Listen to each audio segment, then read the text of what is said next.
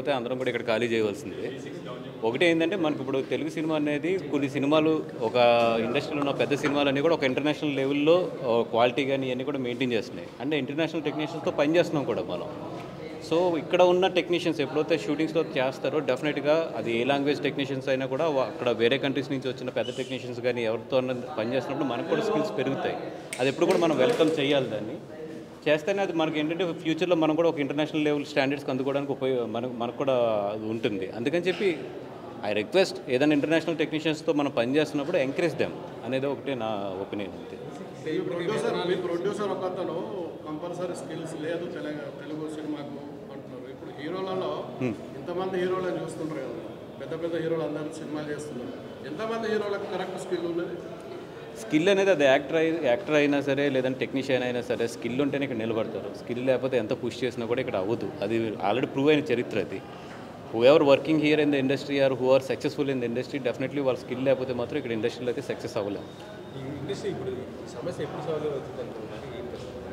లేదండి, చాలా ఇప్పుడు ఏదైతే ఫెడరేషన్ వైపు నుంచి టీమ్స్ ఉన్నా లేదంటే ప్రొడ్యూసర్స్ వైపు నుంచి టీమ్స్ ఉన్నా కూడా చాలా పాపం వాళ్ళు 24/7 దీని మీద వర్క్ చేస్తున్నారు. అంటే లేబర్ కమిషన్ కూడా ఇన్వాల్వ్ అయింది కాబట్టి డెఫినెట్గా ఐ హోప్ నెక్స్ట్ 4-5 డేస్లో దీనికి సొల్యూషన్ వస్తుందని అనుకుంటున్నాను, నాకు తెలిసినంత ఇన్ఫర్మేషన్ వరకుని.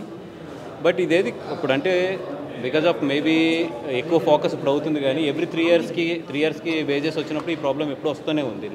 నాకు తెలుసుండి లాస్ట్ నేనున్న ఈ 20-25 ఇయర్స్లో అయితే నియర్లీ 5-6 టైమ్స్ ఇట్లాంటి ప్రాబ్లమ్స్ వచ్చినాయి. ఎప్పుడు కూడా అందుకుని సాల్వ్ అవుతాము. బట్ ఈ పట్టి ఏంటంటే కొంచెం రేషియోస్ మరీ ఎక్కువ ఉన్నట్టు అనిపించింది ఇవే నాకు చూసినప్పుడు కూడా. ప్రొడక్షన్ పరంగా నిజంగా కార్మికులకి కరెక్ట్ శాలరీస్ వస్తున్నాయని మీరు భావిస్తారు? అంటే ఎప్పటి నుంచో ప్రొడక్షన్లో ఉన్నారు కాబట్టి. అంటే ఏదైతే మెయిన్ కంపెనీస్ ఉన్నాయో ఒక రోజు అటు ఇటు అయినా కూడా క్లియర్ చేసేస్తాయి.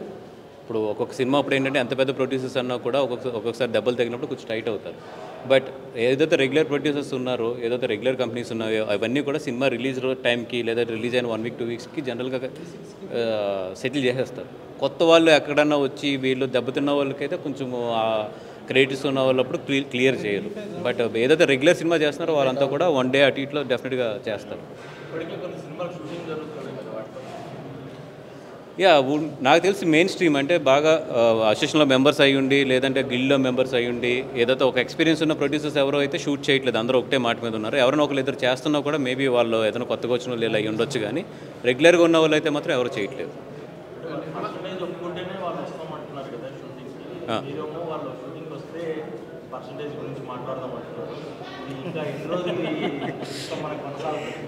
అంటే ఇది జనరల్గా ఎప్పుడు కూడా ఈ డిస్కషన్ ఉండేదే ఇనిషియల్ స్టేజ్లోని. తర్వాత ఏంటంటే ఒక 2 డేస్లో సెటిల్ అవుతాయి అన్నీ కూడా. ఎందుకంటే ఇప్పుడు ఇరువైపు ఉన్న పెద్దలు కూడా ఇన్వాల్వ్ అయ్యారు కాబట్టి వాళ్ళు చెప్తారు.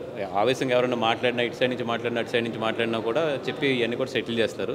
ఇదేదో కొత్తది థింగ్ ఏదో ఫస్ట్ టైం జరుగుతుంది కాదు, ఇది ఇట్స్ బీన్ జరుగుతూనే ఉంది 5-6 టైమ్స్. నేను కూడా చూశాను ఇది. సో సెటిల్ అవుతుంది. దాని గురించి మీకు ఏముండదు, మళ్ళీ 3 ఇయర్స్ తర్వాత సేమ్ సిచ్యువేషన్ ఉంటుంది.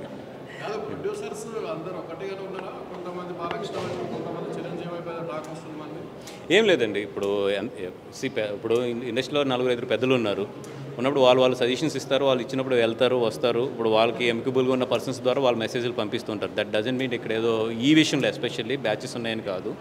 ఈ విషయంలో అయితే మాత్రం అందరికీ కూడా ఒకటి ఏంటంటే ఏదైతే మరీ పర్సంటేజ్ ఉందో బాగా ఎక్కువ ఉందనే ఫీలింగే ఉంది అందరికీ.